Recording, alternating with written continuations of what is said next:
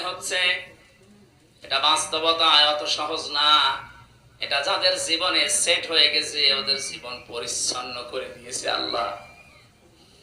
যেই মানুষগুলো ভেবেছে যে আমি দাঁড়িয়ে থাকবো আল্লাহর সামনে, কি জীবন তৈরি করলাম আমি, সাজাতে পেরেছি তো হিসাব দেওয়ার মতো, এই মানুষটার জীবনের দিকে তাকান।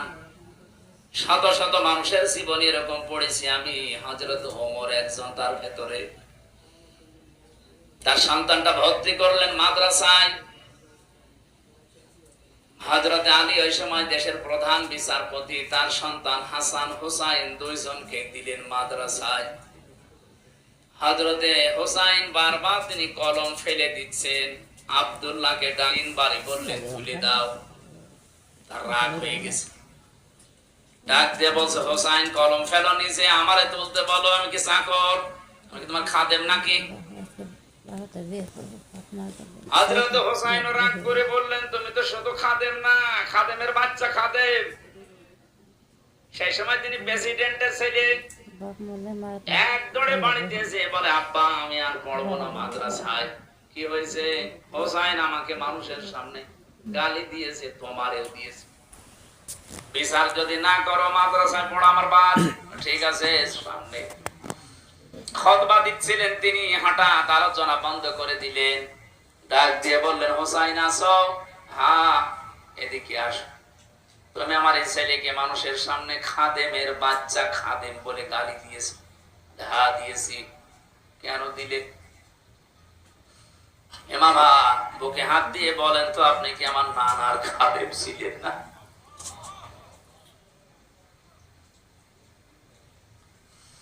হযরত ওমরের কথা বন্ধ হয়ে গেছে, চোখ দিয়ে দরদর করে পানি ঝরছে। সামনে ডেকে বললেন, এদিকে আসো।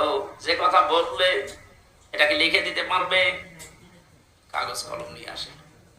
খেজুরের পাতা নিয়ে এসেছে, উনি লিখে দিলেন, ওমর আমার নানার খাদেম ছিল, আমি দেখেছি। ইতি হুসাইন ইবনে আলী। সই করে দিলাম। যা। কাগজটা হাতে নিতে চুমা খেলেন। ডাক দিয়ে বলেন, নবীর সাহাবীরা, বিচার হয়ে গেছে, আর কিছু লাগবে না। ছোট মানুষ তো হুসাইন বোঝে না, আব্দুল্লাহ বোঝে না, বলে বাবা বিচার তো শুরুই করলে না, হয়ে গেল কি করে? হযরত ওমর বলে, সন্তান যে বিচার করেছি দুনিয়া না আখিরাতেও কাজে লাগবে। এই কাগজটা আমার কাফনের ভেতরে দিয়ে দিও। ময়দানে মাহশরে যখন আল্লাহ পাক তার বিচারের প্রথম স্টেপে আমাকে ডাকবে, জীবনের কোনো কিছু যদি তোমার কাছে কবুল না হয়, পছন্দ না হয়, এই কাগজটার দিকে একটু তাকাও। তোমার নবী এসে আমি নবীর খাদেম ছিলাম, এই ওসিলায় হলেও তুমি আজকে আমারে মাফ করে দাও। হিসাবে শব্দটা শুনতে যত ছোট মনে হচ্ছে, বিশাল ব্যাপার এটা। মানুষের ভেতরে যতদিন পর্যন্ত 100% এটার বিশ্বাস জন্মাবে না, ওর জীবন ততদিন পরিচ্ছন্ন হওয়া সম্ভব না।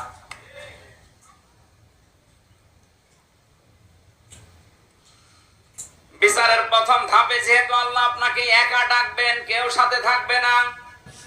5 নম্বর যে প্রশ্নটা, এইটাই আমার আসল বিষয় আজকে।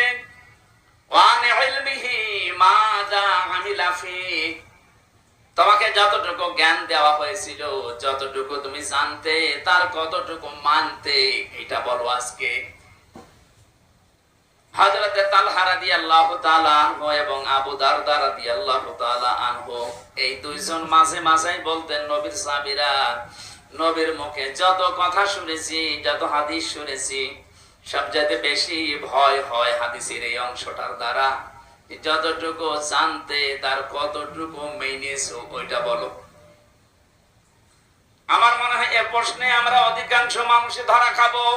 কথা বলে না কেন? যা জানতে, তার কতটুকু মানতে, এটা বলো, তারপরে সামনে যাও।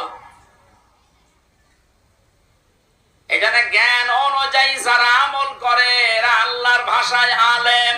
জ্ঞান অনুযায়ী যার আমল নেই, আল্লাহর ভাষায় জালেম। তাহলে বড় কারা? আমি বোঝাতে চেয়েছিলাম, আল্লাহর ভয় যাদের ভেতরে আছে, এরা আল্লাহর কাছে বড়। আলেম ওই লোকটা আছে, তার জ্ঞান অনুযায়ী কাজ করে। পৃথিবীতে জ্ঞান অনুযায়ী কাজ করেছে সবচাইতে বেশি নবীরা। কাজ করা মানুষ দুনিয়ায় আছে? আপনি তাকান তো তাদের দিকে। কোরআনে কারীম জানিয়েছে, ইয়া হাসরাতান আলাল ইবাদ মা ইয়াতিহিম মির রাসূলিন ইল্লা কানু বিহি ইস্তাহজিউন। সূরা ইয়াসিনের 30 নম্বর আয়াতে আছে, আল্লাহ পাক বলেন, আমার বান্দা বান্দীদের জন্য আমার আফসোস, আক্ষেপ, যে এমন কোন নবী রাসূল পাঠালাম না যার সাথে সমসাময়িক মানুষেরা ঠাট্টা করে নাই, বিদ্রোহ করে নাই, মারধর করে নাই। নবীদের চরিত্র খারাপ ছিল, এই জন্য মারতো, দেশ থেকে তাড়িয়ে দিত। বলেন, যত নবী আমি পড়েছি যেমনি, প্রতিটি নবীর তাকান তাদের দিকে, অধিকাংশ নবীর নাম পর্যন্ত উম্মতরা পাল্টিয়ে দিয়েছে। হযরত ইব্রাহিম নবীর নাম ওই জামানায় তার উম্মতেরা পাল্টিয়ে আব্রাহাম লাগিয়ে দিয়েছে। হযরত মুসা আলাইহিস সালামের নাম খ্রিস্টানরা পাল্টিয়ে, ইহুদিরা পাল্টিয়ে দিয়েছে জোসেফ। আমি যতগুলো ইহুদি রাষ্ট্রে গেছি, যতটুকু মিশেছি, ওরা মুসা নবীকে বলতে জোসেফ, এটা বোঝে। খ্রিস্টানদের সাথে যত মিশেছি, ওরা হযরত ঈসা আলাইহিস সালামের নাম পাল্টিয়ে দিয়েছে যিশু। মুসলিম বিজ্ঞানী ছিল আল-কামি, তার নাম পরিবর্তন হয়ে গেছে আল-কেমিস্ট্রি। বিখ্যাত সাহাবী ছিল বিশ্ব নবীর হযরত সাবের, তার নামও পাল্টিয়ে দিয়েছে আল-জাবরা। আজ বিশ্বের দিকে তাকান, এই দেশে যারা আলেমদের নাম পরিবর্তন করার হিড়িক তৈরি করেছিল, এই মেনন, ইনুক, আল্লামা আহমেদ শফি, এত বড় আলেমের নামও পাল্টিয়ে দিয়েছে তেতুল হুজুর। বিশ্বনন্দিত মুফাসসিরের নাম পাল্টিয়ে দিয়েছে দেল্লু শিকদার। এখনো পর্যন্ত তার ইতিহাস আছে, আপনি তাকান, তার সার্টিফিকেটে লেখা দেলাওয়ার হোসাইন সাইদি। দেল্লু শিকদার আর দেলাওয়ার হোসাইন জীবনও এক না।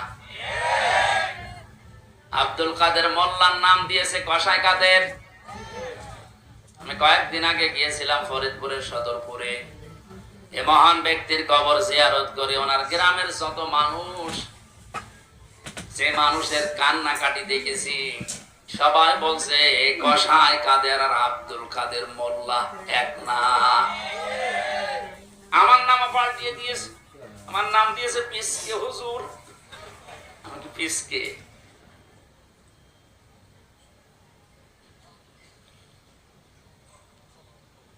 এই যে নাম যারা পাল্টিয়ে দেয়, পরিবর্তন করে দেয়, এই মানুষগুলো আল্লাহর নিজের কাছে তারা জালেম। সূরা হুজুরাতের ভেতরে আছে, যারা মানুষের নাম পরিবর্তন করে দেয়, এই মানুষগুলো যদি তওবা না করে, আমাল্লাম ইয়াতুব ফাউলাইকা হুমুজ জালিমুন। যে মানুষগুলো নাম পরিবর্তন করে মানুষকে ডাকো, যদি তওবা না করো, তোমরা জালিম হয়ে মারা যাবা। দেখতে পাচ্ছি যারা পরিবর্তন করে তালিকা করছিল, এক একজনের নাম এক এক রকম দিয়ে তালিকা করেছিল, 116 জনের। আল্লাহ এত বেশি অপমান করেছে তারে, যেমন মুন্সিগঞ্জে বাড়ি, কালামানিক, ওর পিসি পর্যন্ত। সুপ্রিম কোর্টের একজন বিচারপতি, এত নিচে আল্লাহ নামাবে আমিও কোনোদিন কল্পনা করি নাই। কলা পাতায় শুয়ে আছে। আমার মনে হয় পৃথিবীতে আল্লাহ যদি আমাকে আর কিচ্ছু না দেখায়, আমার কোনো আফসোস নেই। কালা মানিককে আমি যা দেখেছি, আলহামদুলিল্লাহ।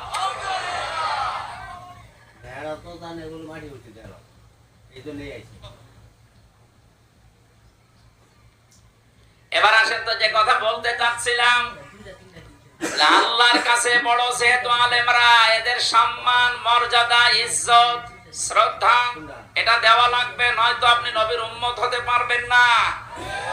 15.5 বছর আমরা এটা দেখেছি। যারা আল্লাহর কোরআনের জ্ঞান, নবীর হাদিসের জ্ঞান থাকার পরে গোপন করে রেখেছে দুনিয়ার স্বার্থ পেয়ে, তাদেরকে আমরা দেখেছি অনেকে আলেম মনে করতে, অথচ আল্লাহর ভাষায় ওগুলো বড় জালেম। তাদের তো শ্রদ্ধা সম্মান দূরের কথা, এত নিচে না জমিয়েছে অত্যাচারে, আমি নিজে সাক্ষী। 3টা বছর সাধারণ মানুষের সাথে এরকম করে না। ওরা আলেম দেখলে দায়িত্ব দিছো হিন্দুদের,